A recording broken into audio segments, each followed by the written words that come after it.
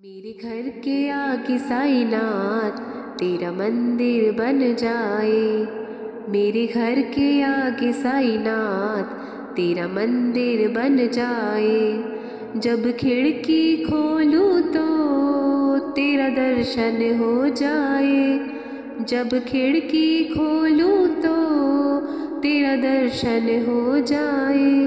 मेरे घर के आगे साईनाथ तेरा मंदिर बन जाए। मेरे घर के आगे साईनाथ तेरा मंदिर बन जाए। नज़दीक रहेंगे तो आना जाना होगा, हम भक्तों का बाबा मिलना जुलना होगा। सब भजन करे मिलकर जल्दी वो दिन आए।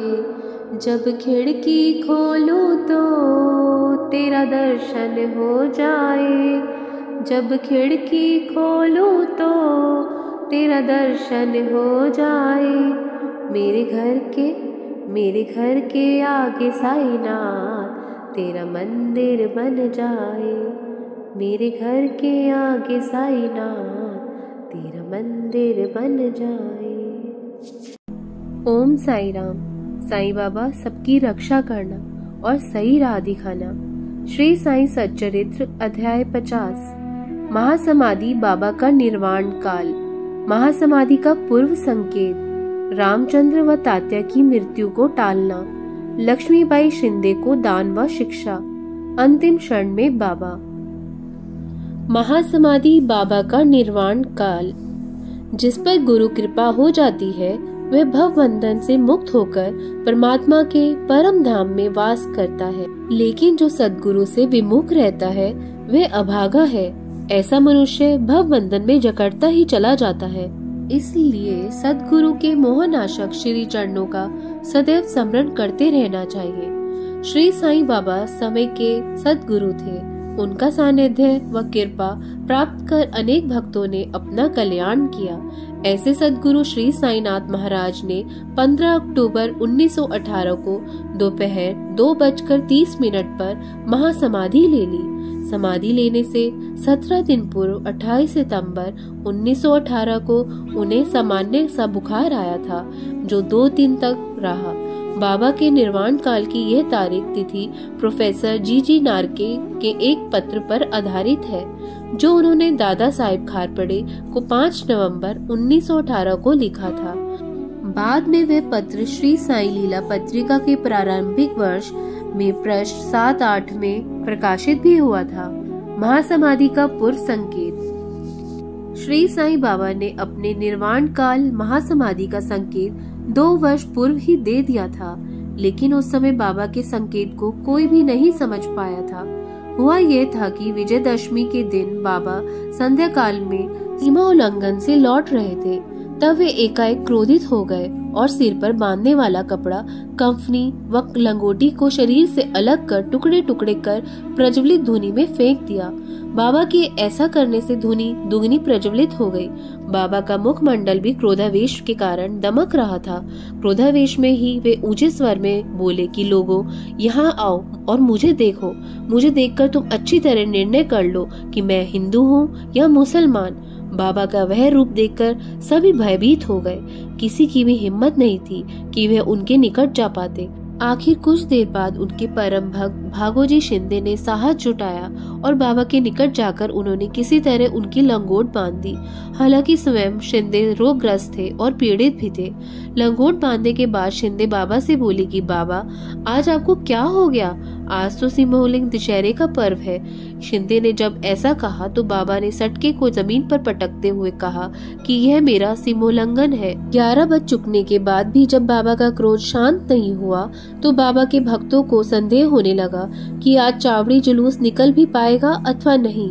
आखिर 1 घंटे बाद यानी 11 बजे बाबा का क्रोध शांत हुआ। फिर उन्होंने सदैव की तरह पोशाक धारण की और चावड़ी जुलूस में शामिल हुए।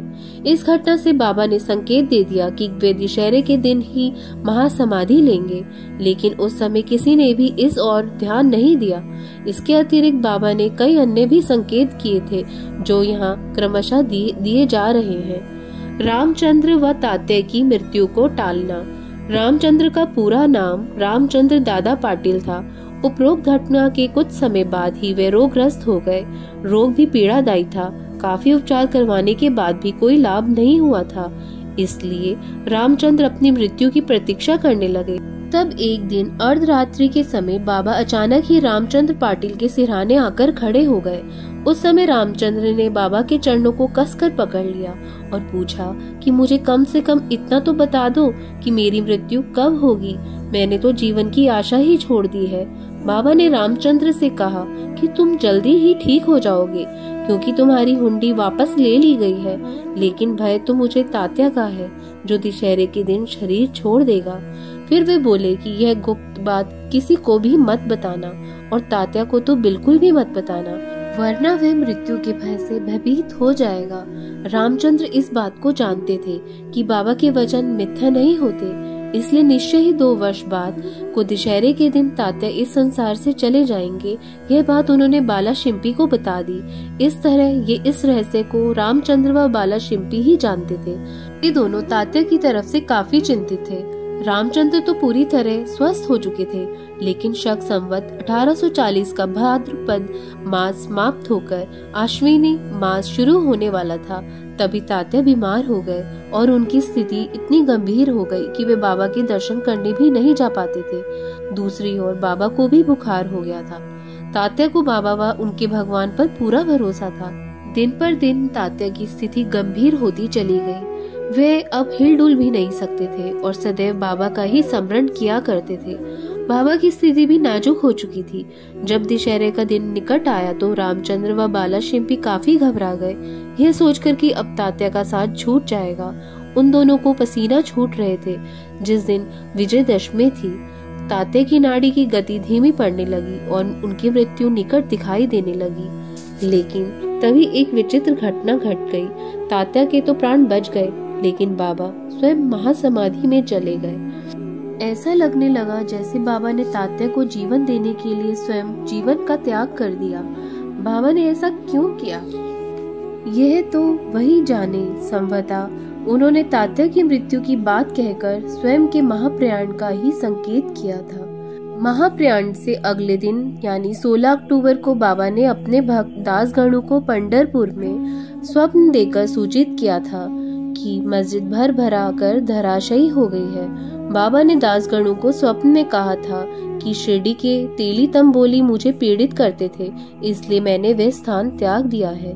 मैं तुम्हें यही सूचित करने आया हूँ कि तुम वहाँ जल्दी जाकर मेरे शरीर पर हर प्रकार के पुष्प एकत्र करके चढ़ाओ। बाद में दासगणों को शिरडी से भी इस आशय का एक पत्र मिला, तो वे शिष्यों के साथ शिरडी आए और बाबा की समाधि के सामने अखंड कीर्तन व हरि नाम शुरू कर दिया। दासगणों ने पुष्पों की माला बनाकर समाधि पर चढ़ाई। बाद में बाबा के नाम से विशाल भोज का भी कार्यक्रम संपन्न हुआ। इस अध्याय का शेष भाग हम कल पढ़ेंगे, जिसमें आपको बताएंगे कि लक्ष्मीबाई शिंदे को बाबा ने किस तरह दान व शिक्षा दी। तब तक साईं स्मरण करते रहिए और अच्छे कार्य करिए। ओम साई राम, जय साई राम।